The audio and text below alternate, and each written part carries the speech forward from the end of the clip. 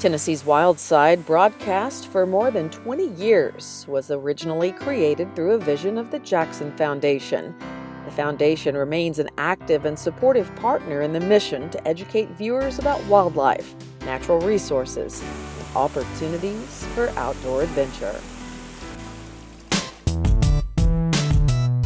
Coming up, we'll show you artistic creations inside an ancient cave that's locked away to protect it from people. Then see why an outdoor adventure on a warm sunny day didn't go as planned, before we enjoy a day out with the kids. And then time travel to review the days when the redcoats were mustered in East Tennessee as we explore the wonders of the wild side.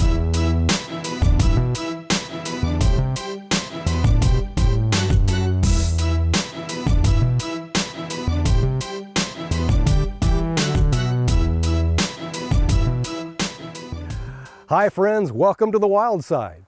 I'm Steve Hall. People travel all over the world to see famous art and architecture, like the Sistine Chapel, the Mona Lisa, the Eiffel Tower, or the Statue of Liberty. But only a few people have gone into the deep depths of Devil's Step Hollow to lay their eyes on some of the world's most ancient historic art and natural architecture. I have grown up, born and raised in Tennessee, 30 whatever years here, and I've never been to this place. Heard of it in passing, never been to it.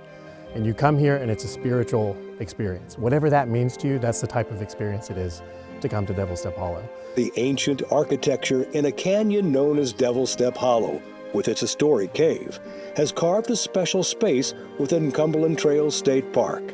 The natural beauty, the cultural beauty, and the historical part of it. It's one of the few sites where you can go to in state parks, and one place covers all three of those three things that we talk about in our mission statement. So that's one of the things that makes this place very special. The property is managed by the park, but it's just a small part of more than 10,000 acres in Cumberland County, safeguarded by the nonprofit 10 Green Land Conservancy. So 10 Green is protected about 10,000, a little more than 10,000 acres in Cumberland County alone. We're a statewide organization, so we work all across the state, but we've put a lot of effort and energy into this region because of the significance and importance. Tennessee is the most biologically diverse inland state. So what that means is when you move away from the states that have the bounty of the sea and everything on their shoreline, you get in inland and you've got Tennessee. We're the most biologically diverse state by far. And the Cumberland Plateau, specifically this area, is incredibly biologically diverse, which is something that's really important to me personally, but it's also incredibly important to 10 Green. We're not just wanting to protect land, we're protecting everything that comes with that land. Everything that lives here, everything that came before, everything that'll come after.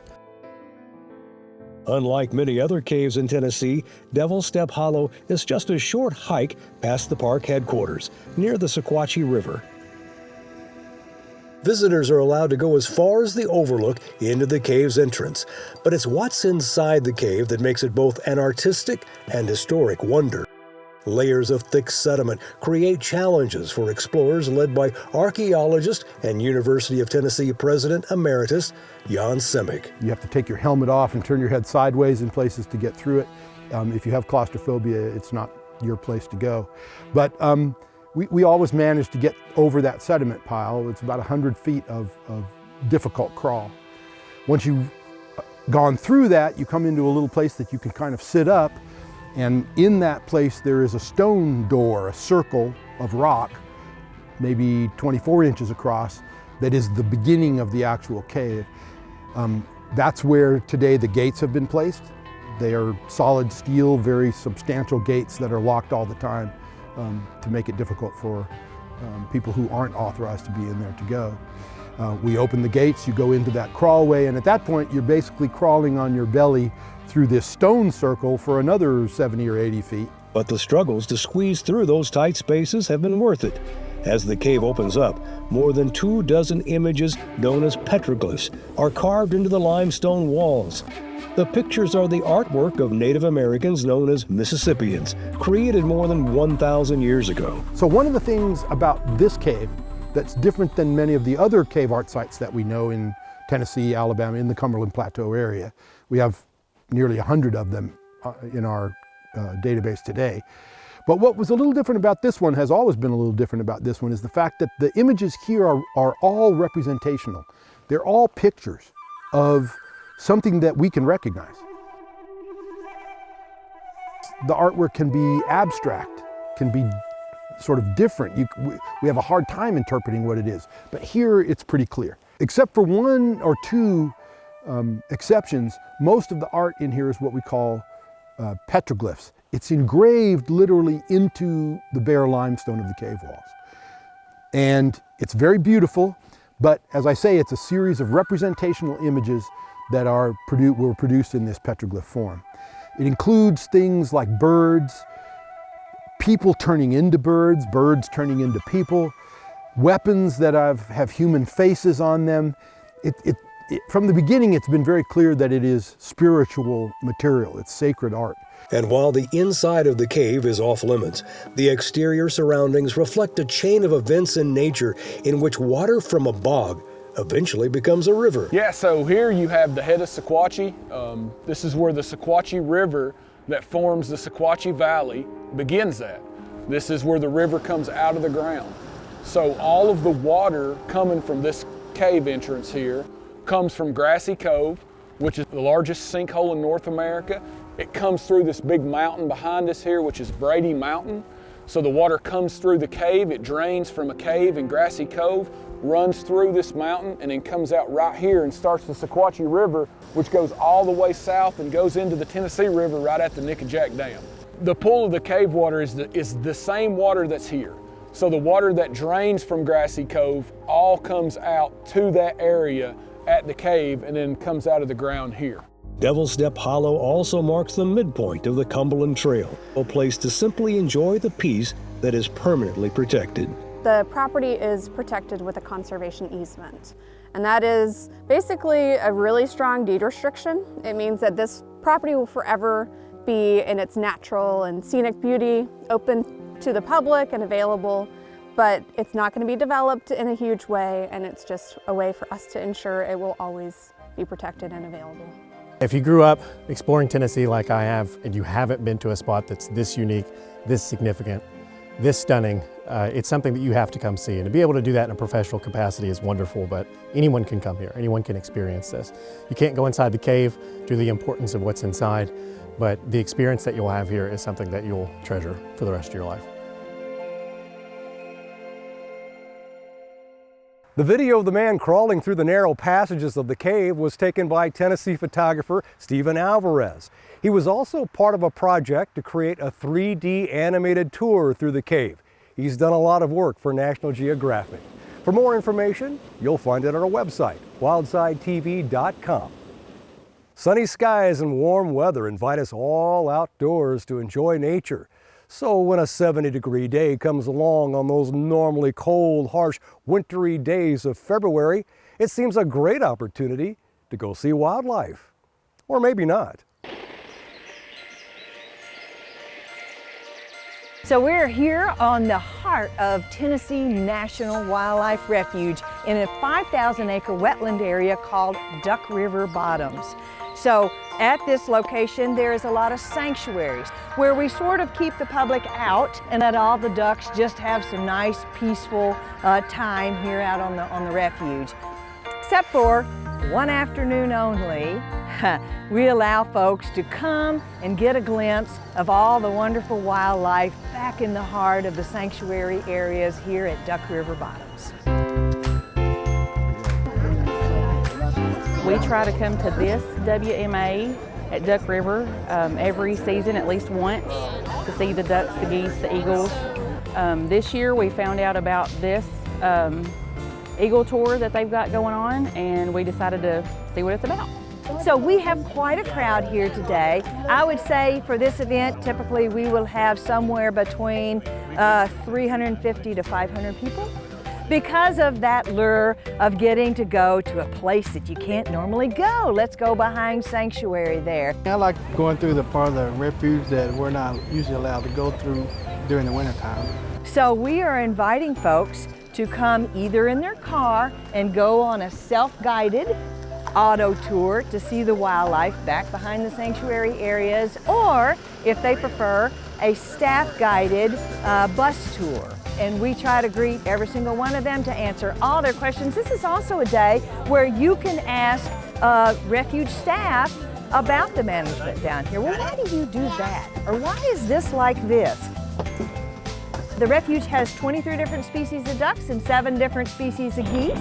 But there are many other birds as well, such as bald eagles. We just sort of go on a little treasure hunt to see what kind of wildlife we're going to be able to see. Due to lack of birds in a lot of places, this tour is going to be one of the shorter ones, so let's go ahead and hop out here. Unfortunately, it probably isn't going to be as many ducks as we normally would have during this time of year. We've had a couple of days now where it's gotten into the upper 60s. So a lot of our ducks are saying, hey, it's springtime, time to head back north. So we have had a lot of ducks leave recently. 2 weeks ago, it would have been a totally different story. This place was completely covered up with ducks, and that's what we were hoping to be able to showcase today. There's still plenty of ducks to see. So we've got a mixture of white-fronted geese, Canada geese, gadwall, mallard, pintail. Anybody want to try to look in the scope? This trip this is a first time for me, and it looks amazing. I'm learning about stuff I didn't even know. I know we have snow geese. This is my first time ever seeing snow geese. But normally you might be able to see like 100,000 ducks in the tour. I don't think we're going to see that many today. The weather has been just really wide-ranging, and I don't know if we can say, hey, that's climate change, or whether it's just this winter. I don't really know. But it has been kind of nutsy, and that tends to make the ducks a little confused. It's a beautiful day. It's amazing. I'm actually sweating right now. It is much warmer than usual, so there are a lot less birds than usual, which we were expecting to see last year. Was it last year when we came? There was all this water here. There was ducks and geese everywhere. You could see many different kinds. And this year, not so much. And the bus took us around the back part that is not usually accessible to the public, and we got to see a lot of birds. And by the way, if you miss this beautiful day today, this road going down through the center of this 5,000-acre wetlands is open 365 days out of the year. You can come down here and you can see all this wonderful wildlife in your car at any time. People have called and asked us, how much is it to come down here? It's always free to come to Tennessee National Wildlife Refuge, and any event we have is always free. I will tell you that this refuge, just like many refuges, have their challenges. You know, we've had budget declines over many years now, so there is a little bit of lack of staff and lack of budget. And so we do struggle a little bit to be able to manage these places and to be able to provide events and days like today. So we would be grateful if folks would speak up. It used to be just kind of nice to have volunteers and things like, we do have a Friends of Tennessee National Wildlife Refuge. That just been nice to be having around. Now it's essential to operations. We cannot exist without the community supporting us. No matter what the weather, a lot of us enjoy getting outside. That was certainly true of Terry Bolger. You may remember him as a great storyteller for a Nashville news station. Well, he's retired now, but you may also remember he did a lot of stories for us as a Wildside guide. And at one point, he invited us to go with him and his children on a great adventure. That was on Wildside way back. You see that little bluegill right there? When an outdoorsman like Frank G. offered to take me and my 2 daughters out for an unscripted day of creek water adventure, we jumped at the opportunity. This is tight. Let's go. Let's go. Frank promised to bring all the necessary equipment. Come on, Jen. All Mary and Jennifer needed to bring was their enthusiasm. I cannot wait. Our destination, Loretta Lynn's beautiful Dude Ranch. But our sights weren't set on horses. Minnows, yeah. I like minnows. The first step in a creek adventure is getting to the creek. At Hurricane Mills, that requires courage and a deep breath. Okay. There you go. Yes. Now they've officially entered the world of the wild side. What is it? What kind? It's a soft-shell turtle. Not a snapping turtle like the girls think. He's got a real long neck. Oh my gosh! Lesson 1 in Frank's world, girls, get ready for your close-up. He'll bite you. He'll bite you. Has a real long neck. Isn't he cute? Yes! Out here, it's all about the adventure, then sharing it. Come on, Dad. We saw this big turtle. Well, it wasn't that big. It's a flexible turtle. Really? But on this day, we've got bigger fish to spy. Hopefully we'll catch a big largemouth or a smallmouth. Catching fish is what Frank is all about. You may remember we first met him a while back on the wild side, getting in touch with his fish. Once you paint the fish, you lay the paper over the fish and rub on it. His rubbing's part of a Chinese tradition that honor his love of water and all that's part of it. Well, I have this passion for fishing and the outdoors, and it's just me. It's my fish. It comes out. I got one! Pull him up. Back at Hurricane Mills, it's Mary's fish that's about to come out. That was like right away. For the next 2 hours, it's a combination of creek curiosity and comedy. Whoa, look at this one. Look at that one. Good lift. There's a good sized one. And these are creek chubs.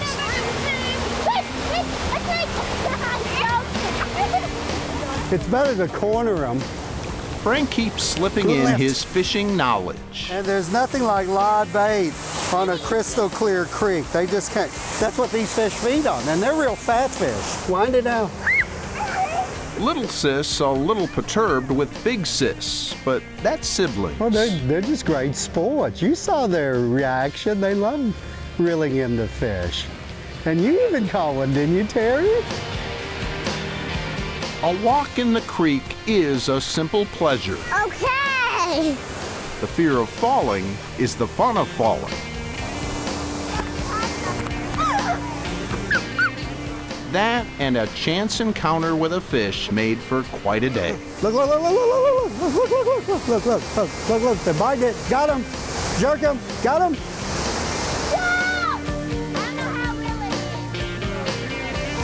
Oh, he got away. Fishing with Frank guarantees second chances. You go, look, look, look. Look, I got one. That's a mini one. Whoa. Nice fish, isn't it? Whoa. That was scary. My man, we're going. Finally, a full day ends with a wind-down kayak ride through Hurricane Mills. Here, the kids get the chance to feel like riverboat captains. It's going to be hard finding a place with more peace and quiet than you'll find here, floating down Hurricane Mills Creek. Then again, when you've got your 11 and 10-year-old with you, who's looking for peace and quiet? A day made of memories. And that's the reason Frank invited us all out in the first place. You know, there's nothing like a smile on a kid's face when they catch their first fish, and that just brings me a lot of joy to see that smile, yeah. Whoa! There's a bump there. I'm Terry Bolger on Tennessee's Wild Side.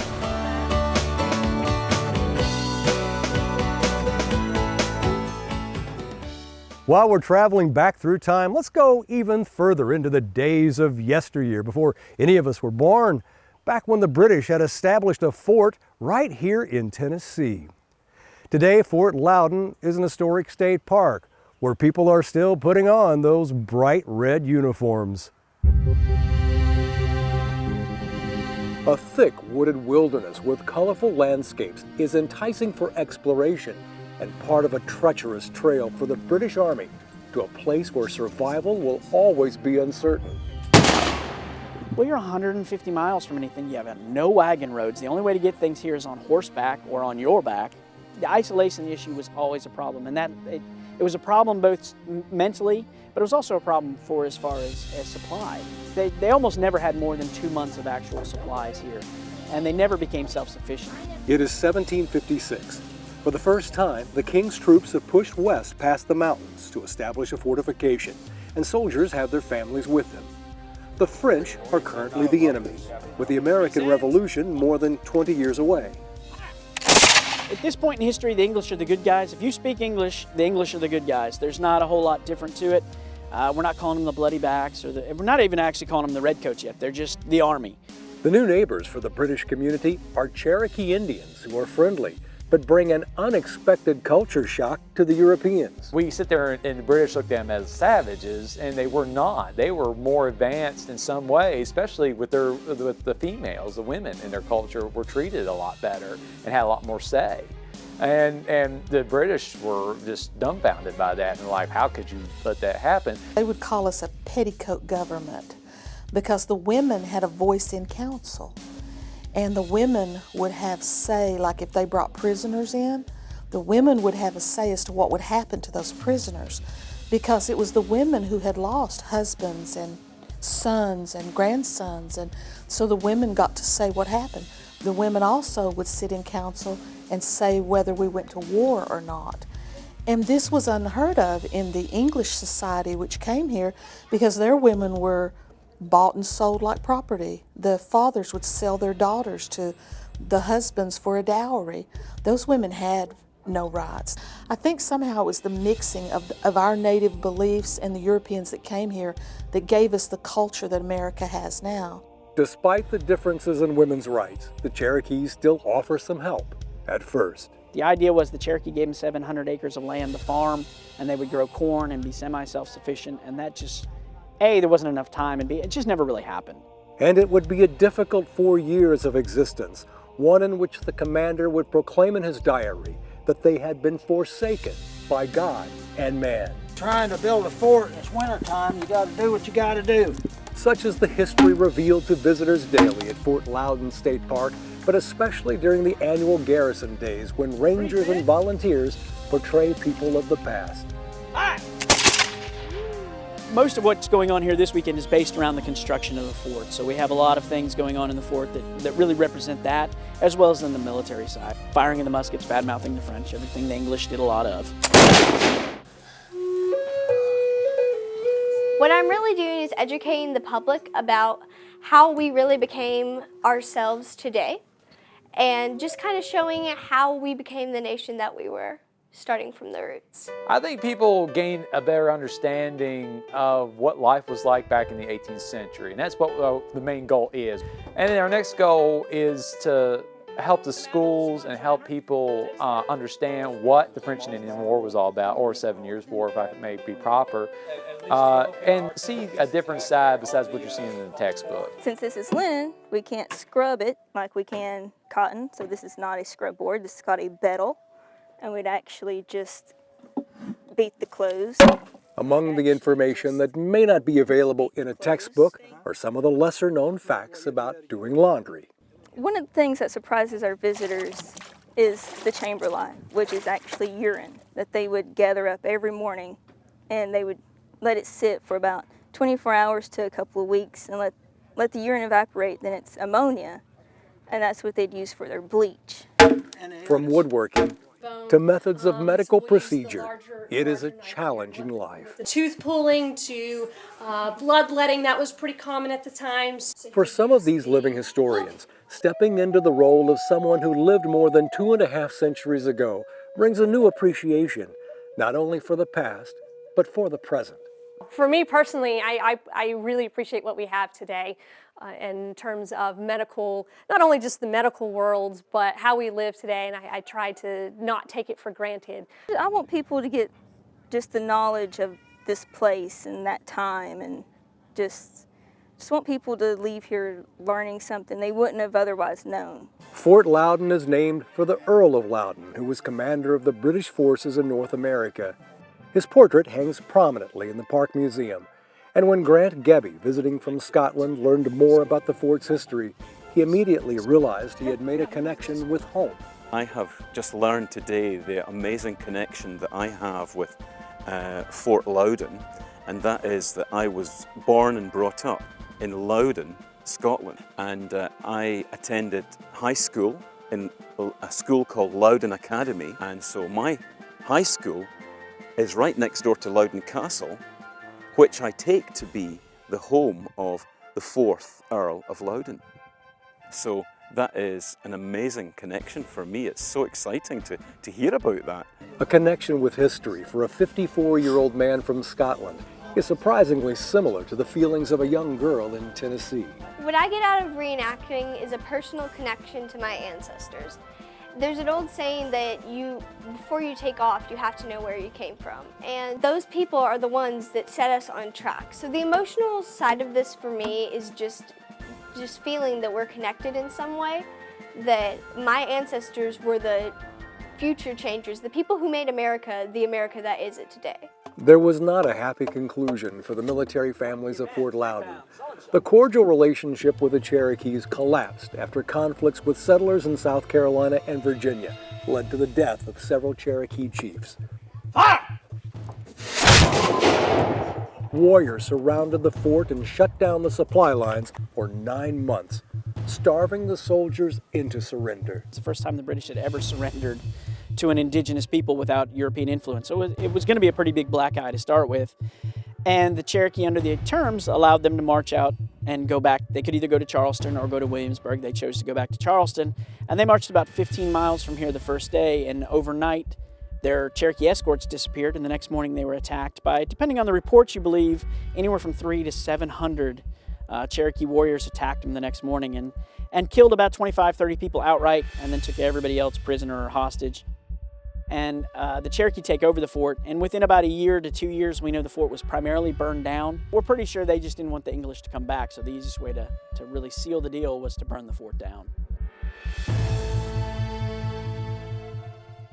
We've got a lot of great stories for you this season, and we've done a lot of great stories for you already over the years. You can find those stories on our website, wildsidetv.com, and search for the subjects that interest you. Thank you for joining us. We hope you are inspired to appreciate and protect our natural resources. And if you have to choose sides, always choose the wild side.